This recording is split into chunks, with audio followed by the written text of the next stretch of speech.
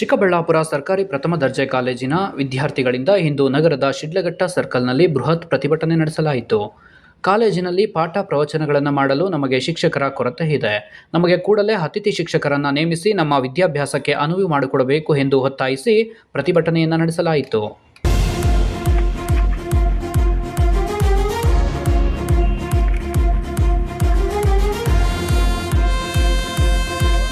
ನಾವು ಒಳ್ಳೆ ವಿದ್ಯಾಭ್ಯಾಸವನ್ನು ಪಡೆದುಕೊಂಡು ಉತ್ತಮ ವಿದ್ಯಾರ್ಥಿಗಳಾಗಿ ಏನಾದರೂ ಸಾಧನೆ ಮಾಡಬೇಕು ಎಂಬ ನೂರಾರು ಕನಸುಗಳನ್ನು ಕಟ್ಟಿಕೊಂಡು ನಗರದ ಸರ್ಕಾರಿ ಕಾಲೇಜಿಗೆ ಸೇರಿ ಇವತ್ತಿಗೆ 1.5 ತಿಂಗಳಾಗಿದೆ. ಅಂದಿನಿಂದ ಇಂದಿನವರೆಗೂ ಕೂಡ ನಮಗೆ ತರಗತಿಗಳನ್ನು ನಡೆಸಲು ಶಿಕ್ಷಕರಿಲ್ಲದೆ ತುಂಬ ತೊಂದರೆ ಅನುಭವಿಸುತ್ತಿದ್ದೇವೆ. ಇನ್ನು ಪರೀಕ್ಷೆಗೆ ಕೇವಲ 1 ತಿಂಗಳು ಬಾಕಿ ಇದ್ದು ನಮಗೆ ದಿಕ್ಕು ತೋಚದಂತಾಗಿದೆ. ಕೂಡಲೇ ಸರ್ಕಾರ ಈ ಬಗ್ಗೆ ಎಚ್ಚೆತ್ತುಕೊಂಡು ನಮಗೆ ಅತಿಥಿ ಶಿಕ್ಷಕರನ್ನು ನೇಮಿಸಿಕೊಟ್ಟು ನಮ್ಮ ವಿದ್ಯಾಭ್ಯಾಸಕ್ಕೆ ಅನುಕೂಲ ಮಾಡಿಕೊಡಬೇಕು ಎಂದು ವಿದ್ಯಾರ್ಥಿಗಳು ಮನವಿ ಮಾಡಿದರು. ಮಾತ್ರ ಆಗಿದೆ, ಒಂದು ಸಬ್ಜೆಕ್ಟ್ ಕೂಡ ಆಗಿಲ್ಲ.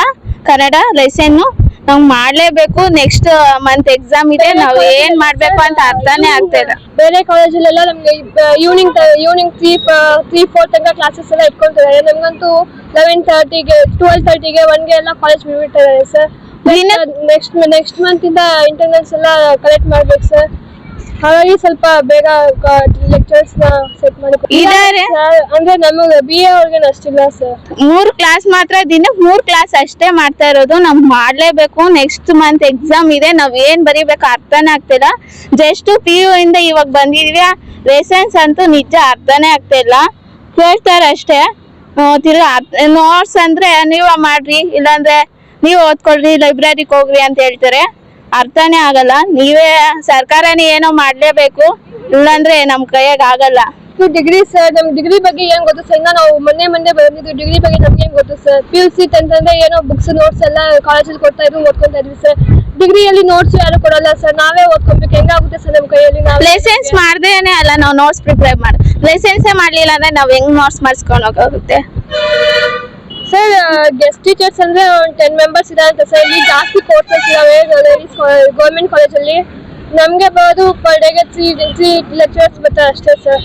ನಮ್ಮ ಹೆಸರು ಸೋನಿಯಾ ಸರ್. ನಮ್ಮ ಹೆಸರು ಚಂದನ. ನಾವು 82 ಕಿಲೋಮೀಟರ್ಸ್ ಇಂದ ಬರ್ತಾ ಇದೀವಿ ಸರ್. ನಮ್ಗೆ ದಿನಕ್ಕೆ 3 ಸಬ್ಜೆಕ್ಟ್ ಮಾತಾಡೇ ಆಗ್ತಾ ಇರೋದು ಸರ್. ನಾವು ಬಾಗೇಪಲ್ಲಿಯಿಂದ 26 ಕಿಲೋಮೀಟರ್ಸ್ ಸರ್. ಅಲ್ಲಿ ಲೆಕ್ಚರ್ಸ್ ಅದ್ ಕಡೆನೂ ಸರಿಯಾಗಿಲ್ಲ ಸರ್ ಲೆಕ್ಚರ್ಸ್. ಗೌರ್ಮೆಂಟ್ ಕಾಲೇಜ್ ಕಡೆ ಪ್ರೈವೇಟ್ ಅಲ್ಲ ಅಂತೂ ಮಾಡ್ತಾನೆ ಇದಾರೆ. ನಮ್ ಫ್ರೆಂಡ್ಸ್ ಕೇಳಿದ್ರೆ ಅಲ್ಗ ಹೋಗಿರೋನ ಎಲ್ಲ ಮಾಡ್ತಾ ಇದಾರೆ, ನಿಮ್ ಕಾಲೇಜಾಗ ಮಾಡ್ತಾ ಇಲ್ಲ ಅಂತ ಹೇಳ್ತಾರೆ.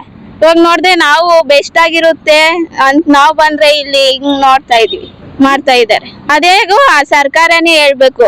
ಇಲ್ಲಾಂದ್ರೆ ನಮ್ ಭವಿಷ್ಯ ಇಷ್ಟೇ ಅಂತ ಮನೆಗ್ ಪಾತ್ರೆ ತೊಳ್ಕೊಂಡು, ಇಲ್ಲಾಂದ್ರೆ ಗಂಡ ಕೈ ಕೆಲಸ ಮಾಡಿಸ್ಕೊಂಡು ಇರ್ಬೇಕಷ್ಟೇ. ಬಾಗೇಪಲ್ಲಿ ಹತ್ರ ಪಕ್ಕದಲ್ಲೂ ಕುಲ್ವಾರ್ಪಲ್ಲಿಯಿಂದ ಬರ್ತೀವಿ. ಸುಮಾರು 1.5 ತಿಂಗಳಿಂದ ಬರ್ತಾ ಇದೀವಿ. ಇರೋ ಟೀಚರ್ಸ್ನ ಟ್ರಾನ್ಸ್ಫರ್ ಮಾಡ್ತಾ ಇದ್ರಿ. ಇಲ್ಲಿ ಮಾತ್ರ ಕಷ್ಟ ಇಲ್ಲ. ಯಾಕೆ ಮಾಡ್ತಾ ಇಲ್ಲ ಅಂದ್ರೆ ನಮ್ ಸಪೋರ್ಟ್ ಯಾರು ಇಡ್ತಾ ಇರಲಿಲ್ಲ. ಯಾರಿಗಾದ್ರೂ ಹೇಳ್ಬೇಕಂದ್ರೆ ಯಾರು ಬರ್ತಾ ಇಲ್ಲ ಟೀಚರ್ಸು. ಒಂದು ಪೀರಿಯಡ್ ಇಲ್ಲ ಅಂದ್ರೆ 2 ಪೀರಿಯಡ್, ಇಲ್ಲಾಂದ್ರೆ 1 ಪೀರಿಯಡ್ ಇಲ್ಲ, ಒಂದೊಂದು ದಿವಸ ಟೀಚರ್ಸ್ ಬರೋಲ್ಲ. ಏನು ಮಾಡೋದು? ನಮ್ಗೆ ಟೀಚರ್ಸ್ ಬರೋಂಗೆ ಹೆಲ್ಪ್ ಮಾಡಿ.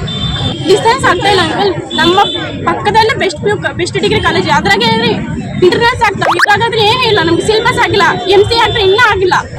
ಯಾರು ಇಲ್ಲ. ಒಂದು ಸಬ್ಜೆಕ್ಟ್ ಇಂಗ್ಲೀಷ್ ಅವರು ಟ್ರಾನ್ಸ್ಫರ್ ಆಗ್ತಾ ಇಲ್ಲ. ಬರ್ತಾರೆ ನೆಕ್ಸ್ಟ್ ವೀಕ್ ಅಂತ ಹೇಳ್ತಾರೆ. ನಮ್ಮ ಕಾಲೇಜಿನಾಗೆ 4 ಸಬ್ಜೆಕ್ಟ್ ಬರ್ತದೆ ಸಾಕು. ಎಕ್ಸಾಮು ಎಲ್ಲ ಸಬ್ಜೆಕ್ಟ್ ಬರೀಬೇಕು. ನಾವು ಅಷ್ಟೇ ಹೇಳಿ ಸರ್ಕಾರಕ್ಕೆ. ನಮ್ಮ ಕಾಲೇಜ್ಗಳಿಗೆ ಗೌರ್ಮೆಂಟ್ ಪ್ರೈವೇಟ್ ಕಾಲೇಜ್ ಅಂತ ನಮ್ಮ ಕಾಲೇಜು ಟೀಚರ್ಸ್ ಕಲಿಸ್ತೀವಿ. ಪಲ್ಲವಿ BCom ತಗೊಂಡಿದ್ದೀವಿ. ಇನ್ನು ವಿದ್ಯಾರ್ಥಿಗಳ ಪ್ರತಿಭಟನೆಗೆ ಸಾಥ್ ನೀಡಿದ AIDSO ವಿದ್ಯಾರ್ಥಿ ಸಂಘಟನೆ ಕಾರ್ಯಕರ್ತರು, ಕಾಲೇಜುಗಳು ಶುರುವಾಗಿ 1 ತಿಂಗಳಾಗಿದೆ, ಆದರೆ ಕಾಲೇಜಿನಲ್ಲಿ ಶಿಕ್ಷಕರಿಲ್ಲದೆ ವಿದ್ಯಾರ್ಥಿಗಳು ಸಮಸ್ಯೆಯನ್ನು ಅನುಭವಿಸುತ್ತಿದ್ದಾರೆ.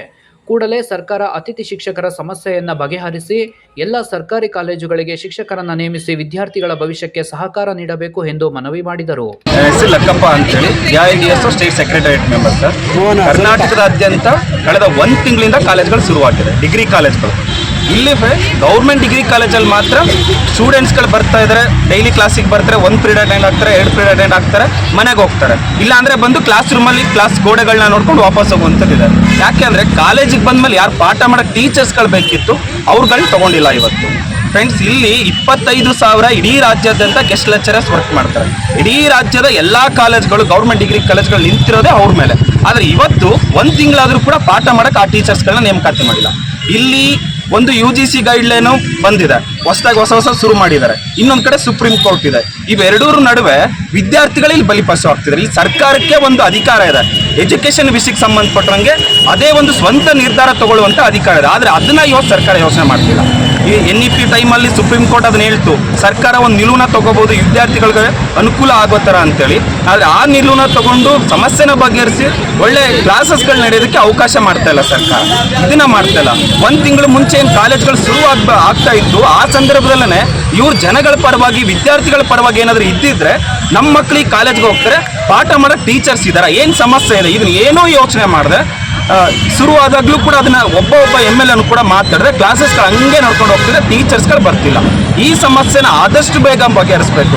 ಯಾಕೆಂದ್ರೆ ಗೌರ್ಮೆಂಟ್ ಡಿಗ್ರಿ ಕಾಲೇಜ್ ವಿದ್ಯಾರ್ಥಿಗಳು ಮಾತ್ರ ಇದನ್ನ ಸಫರ್ ಪಡ್ತಾ ಇದ್ದಾರೆ. ಯಾಕೆಂದ್ರೆ ಪ್ರೈವೇಟ್ ಕಾಲೇಜ್ಗಳು ಕ್ಲಾಸಸ್ ನಡ್ಕೊಂಡು ಹೋಗ್ತದೆ, ಕೆಲವು ಕಡೆ ಅಂತೂ ಒಂದೊಂದು ಇಂಟರ್ನಲ್ಸ್ ಮುಗ್ದು ಹೋಗಿದೆ, ಆಟೋನಾಮಸ್ ಅಲ್ಲಿ ನಡೀತಾ ಇದೆ. ಆದ್ರೆ ನಮ್ಮ ವಿದ್ಯಾರ್ಥಿಗಳು ಇವತ್ತು ಬಲಿಪಶು ಆಗ್ತಿದ್ದಾರೆ. ಇದು ಆಗಬಾರ್ದು. ಆದಷ್ಟು ಬೇಗ ಟೀಚರ್ಸ್ಗಳನ್ನ ಕೊಟ್ಟು ಏನು ಅತಿಥಿ ಉಪನ್ಯಾಸಕ ಸಮಸ್ಯೆ ಇದೆ ಅದನ್ನ ಬಗೆಹರಿಸಿ ಒಂದು ಶೈಕ್ಷಣಿಕ ಗುಣಮಟ್ಟನ ಕಾಪಾಡಬೇಕು ಅಂತೇಳಿ ಈ ಹೋರಾಟ ನಡೀತಾ ಇದೆ ಸರ್. AIDS ಇಂದ ಇಡೀ ರಾಜ್ಯಾದ್ಯಂತ ಆದಷ್ಟು ಬೇಗ ಈ ಶೈಕ್ಷಣಿಕ ಗೊಂದಲನ ಬಗೆಹರಿಸಬೇಕು ಅಂತೇಳಿ ಹೋರಾಟಗಳನ್ನ ನಾವು ಮಾಡ್ತಾ ಇದ್ದೀವಿ. ಸರ್ ಅದೇ ನೀವೇನ್ ನೋಡ್ತಿದ್ದೀರಾ ಸರ್, ಇವತ್ತು ಅತಿಥಿ ಉಪನ್ಯಾಸಕರು ಡಿಗ್ರಿ ಕಾಲೇಜಲ್ಲಿ ಬರ್ತಿಲ್ಲ ಸರ್. ಅದು ಇವತ್ತು ಅವ್ರದ್ದೇ ಪ್ರಾಬ್ಲಮ್ ಇಂದ UGC ಏನ್ ಗೈಡ್ಲೈನ್ಸ್ ಇದೆ ಅದ್ರ ಪ್ರಕಾರ ಅವ್ರು ಹೋಗ್ಬೇಕು ಅಂತ ಹೇಳ್ತಾ, ಬಟ್ ಇವತ್ತು ಬೇಸಿಕಲಿ ಸರ್ ಡಿಗ್ರಿ ಕಾಲೇಜ್ಗೆ ಟೀಚರ್ಸ್ ಬರ್ತಿಲ್ಲ ಸರ್. ಅಲ್ಲಿ ಅಲ್ಟಿಮೇಟ್ಲಿ ಸಫರ್ ಯಾರು ಆಗ್ತಿದ್ದಾರೆ ಅಂದ್ರೆ ಸ್ಟೂಡೆಂಟ್ಸ್ ಸರ್. ನಿಮ್ಗೆ ಗೊತ್ತಿರುತ್ತೆ ಸರ್, ಇವತ್ತು ಪ್ರೈವೇಟ್ ಕಾಲೇಜಲ್ಲಂತೂ ರೆಗ್ಯುಲರ್ಗೆ ಕ್ಲಾಸಸ್ ನಡ್ಕೊಂಡು ಹೋಗ್ತಾ ಇದೆ ಅದ್ರ ಪಾಠಕ್ಕೆ ಅವರು. ಅಲ್ಲಿರುವಂಥ ಮಕ್ಕಳು ನಾಲೆಜ್ನ ಪಡ್ಕೊಂಡು ಹೊರಗಡೆ ಬರ್ತಾರೆ. ಬಟ್ ಇವತ್ತು ಈ ಡಿಗ್ರಿ ಕಾಲೇಜಲ್ಲಿ ಯಾರು ಇವಾಗ ಫಸ್ಟ್ PU ಸೆಕೆಂಡ್ PUC ಇಂದ ಯಾರೀಗ ಡಿಗ್ರಿಗೆ ಮಾಡಿದ್ದಾರೆ ಫಸ್ಟ್ ಇಯರ್ಸು, ಅಂಥವ್ರು ಹೆಂಗಾಗ್ತಿದೆ ಅಂದ್ರೆ ಸರ್ ಇವತ್ತು ಅವರು ಗೊತ್ತಿರೋ ಸಬ್ಜೆಕ್ಟ್ ಬರ್ತಿದೆ ಸರ್ ಅವ್ರಿಗೆ. ಇವತ್ತು ಆ ಸಬ್ಜೆಕ್ಟ್ ನಾಲೆಜ್ ಬೇಕು, ಆ ಸಬ್ಜೆಕ್ಟ್ ತಿಳ್ಕೊಬೇಕಂದ್ರೆ ಇವತ್ತು ಟೀಚರ್ಸ್ ಗೈಡ್ ಇಲ್ದಿರೋ ಅವ್ರು ಮಾಡೋಕ್ಕಾಗಲ್ಲ ಸರ್. ಅದು ಇವತ್ತು ಎಷ್ಟೋ ಜನ ಸ್ಟೂಡೆಂಟ್ಸ್ ನಿಮ್ಗೆ ಟೀಚರ್ಸ್ ಗೊತ್ತಿರುತ್ತೆ ಸರ್. ಇವತ್ತು ಆ ಟೀಚರ್ಸ್ ಫುಲ್ ಬರ್ಡರ್ನ ತಗೊಂಡು ಕ್ಲಾಸಸ್ ಮಾಡೋ ಪರಿಸ್ಥಿತಿಗೆ ಬಂದಿದೆ ಸರ್. ಮತ್ತೆ ಇನ್ನು ಎಷ್ಟೋ ಗೌರ್ಮೆಂಟ್ ಕಾಲೇಜುಗಳಲ್ಲಿ ಪ್ರಿನ್ಸಿಪಲ್ ಸರ್ಗಳು ಏನ್ ಮಾಡ್ತಿದ್ದಾರೆ ಅಂದ್ರೆ ಅವರು ವರ್ಕ್ಶಾಪ್ಸ್ನ NGO ಜೊತೆ ಟೈ ಅಪ್ ಮಾಡ್ಕೊಂಡು ಮಾಡ್ತಾ ಇದ್ದಾರೆ ಸರ್. ಮಕ್ಕಳಿಗೆ ಕ್ಲಾಸಸ್ ಆದ್ರೂ ಆಗ್ತಿಲ್ಲ, ಇದಾದ್ರೂ ಆಗ್ಲಿ ಅಂತ ಹೇಳಿ. ಅಲ್ಲಿ ಇವತ್ತು ಸರ್ ಏನಿವತ್ತು ಗೌರ್ಮೆಂಟ್ ಈ ರೀತಿ ಮಾಡ್ತಾ ಇದೆ ಅನ್ಯಾಯನ, ಇದನ್ನ ಕ್ವಶನ್ ಮಾಡ್ತಾ ಇದೀವಿ ಸರ್. ಅಲ್ಲಿ ಇವತ್ತು ಗೌರ್ಮೆಂಟ್ ಇರ್ಬೋದು ಸರ್, ಅವ್ರದ್ದು ಬೇರೆ ರೂಲ್ಸ್ ಅಂಡ್ ರೆಗ್ಯುಲೇಷನ್ ಇರ್ಬೋದು. ಬಟ್ ಇವತ್ತು ಡಿಗ್ರಿ ಕಾಲೇಜ್ ಸ್ಟಾರ್ಟ್ ಆಗಿ 1 ತಿಂಗಳಾಗಿದೆ. ಇವತ್ತು 1 ತಿಂಗಳಲ್ಲಿ ಇವಾಗ ಮತ್ತೆ ಅವ್ರ ಕ್ಲಾಸಸ್ ಸ್ಟಾರ್ಟ್ ಆಗ್ಬೇಕಂದ್ರೆ ಇವಾಗ ಟೀಚರ್ಸ್ ಅಪಾಯಿಂಟ್ಮೆಂಟ್ ಮಾಡ್ಬೇಕು. ಇವಾಗ ಟೀಚರ್ಸ್ ಇಲ್ಲ ಅಂತ ಗೊತ್ತಾದ್ಮೇಲೆ ಅದಕ್ಕೆ ಏನಾದ್ರು ಒಂದು ಅಲ್ಟರ್ನೇಟಿವ್ ಸೊಲ್ಯೂಷನ್ ಗೌರ್ಮೆಂಟ್ ಕೊಡ್ಬೇಕಲ್ಲ.